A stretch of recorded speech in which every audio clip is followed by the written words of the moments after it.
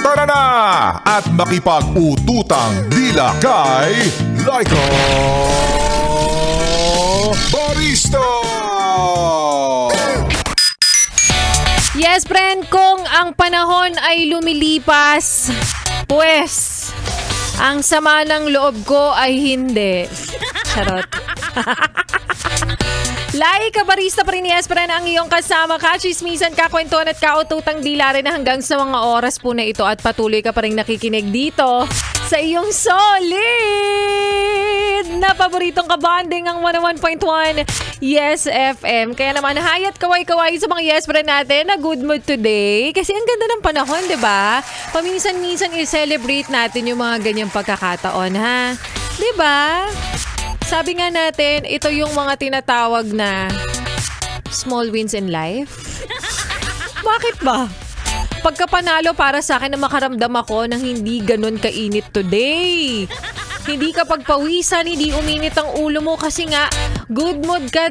Tingnan mo, dahil talaga sa panahon yan eh.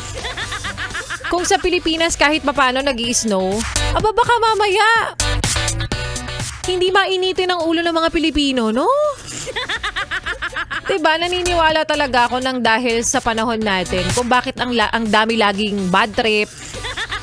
Isipin mo, sasakay ka ng LRT, sasakay ka ng jeep, ang init-init ng panahon tapos siksikan pa. O, sinong good mood dun, B? Anyways, sana ganun ulit yung panahon bukas. Diba? Amen! O, nanonood ba lahat ng Sona ngayon? Napakinggan nyo ba yung isa sa good news na napakinggan ko din? Uy, kailan magsisimula ay mawawalan daw ng tax na ang mga empleyado? Tignan natin ang susunod na kabanata, ha? At balikan muna natin, yes, pre, ng kwento ng ating Laika Barista Moments kanina na pinamagatang sobra ba o kulang pa? Oh, tamang-tama din naman. Sobra ba o kulang pa ang sinasahod mo? Oo. Nakwento nga, yes, pre, ng tao hanggang ngayon, hindi mo pa rin maintindihan kung ano ba talaga ang gusto. Ganyan ba yung jowa mo? Minsan hindi mo maintindihan kung ano yung gusto niya. Sobrang pagmamahal ba? O dapat sapat na atensyon lang ang ibigay mo sa kanya? Kasi bakit?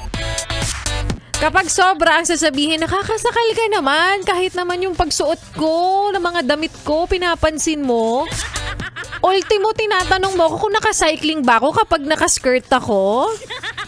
Pero kapag sakto naman yung ipinapadama, ibinibigay mong pagmamahal, bigla na lang sasabihin, hindi mo na ba ako mahal? At kapag pakiramdam nila kulang, minsan hahanapin naman sa iba. Diba? Kaya mapapaisip ka na lang rin talaga, saan ka ba talaga dapat lulugar? Ano bang dapat mong gawin? Saan ka ba dapat pumwesto?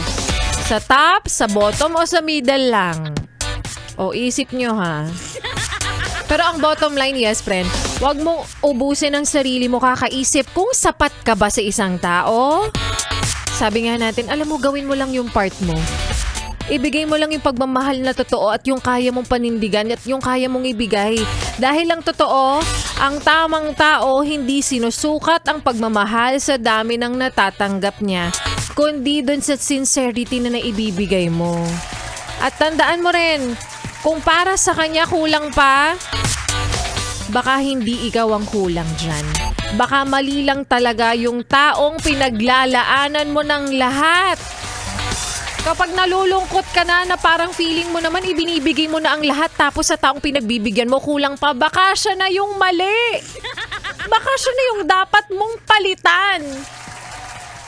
Baka kasi may mas deserve pa ng ibinibigay mong yan. Diba? Minsan napapaisip ka ba ng ganon? Well, alam ko minsan natatakot ka. Baka nga hindi talaga siya. Kasi sa mga oras na to, masaya pa kayong dalawa. Baka lang hindi lang din naman. Minsan wag natin tanggalin yun sa isip at puso natin, ha.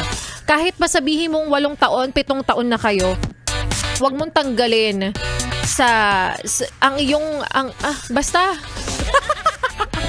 Huwag mong tanggalin. Kasi tinatanggal na niya lahat sa'yo. Charot. Huwag mong tanggalin sa iyong puso't isipan na baka mamaya may mas deserving pa sa pagmamahal na kaya mong ibigay. Diba? Takot ka lang kasi. Natatakot ka kasi ang tagal nyo na, no? Tapos 1 taon lang, no? Makahanap ka ng bago. After 1 year din, ikakasal kayo. Marami akong kilalang ganyan. O hanggat maaga pa, Hanggat wala pang rapture day, ipagpalit mo na. Wow. Maling item lang yan. Charis. Kopya? Kopya.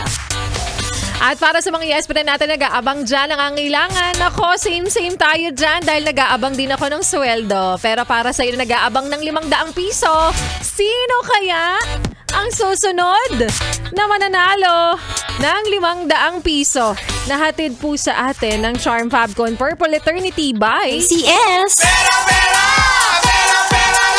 ACS! ACS! Para sa ating like katanungan kanina na, iba talaga ang bango ng Charm Fabcon Purple Eternity. Ano naman ang tawag sa kaibigan mong hindi nagwo-worry kasi ikaw ang gumagawa ng lahat? Is it A, kaaway, B, kaibigan, or C, freeloader? Siyempre, ang tangrang kasagutan dyan ay freeloader. Kaya naman congratulations sa ating yes friend na si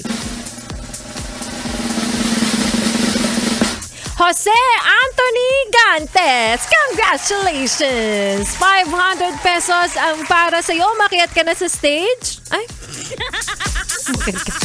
Pag-game sa barangay. Sa mga yes friend natin na hindi pa po nananalo, nako, baka ikaw na bukas yan. O baka naman ikaw na mamaya ang mananalo sa programa ni B-Boy Bibo, diba? O baka bukas ikaw ang manalo sa programa ni Rico Pañero, ni Megan, o kaya naman ni Maria Morena, o kaya naman ni Ganda Wanda. So, i-manifest natin yan, yes friend. Lagi nga paalala ni Laika Barista, habang may buhay, may pagkain.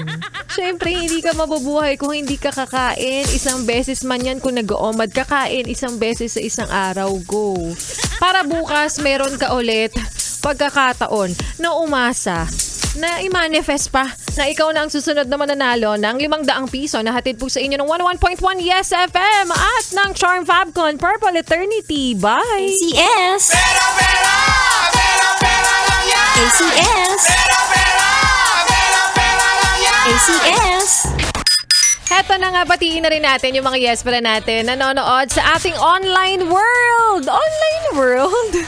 Ang dami kasi. Isang tayo naka-live sa TikTok. Naka-live din tayo ngayon sa YouTube. Of course, naka-live din tayo ngayon sa Facebook. Happy listening and happy anniversary sa mga kapatid natin sa Iglesia ni Cristo. Happy 112th anniversary.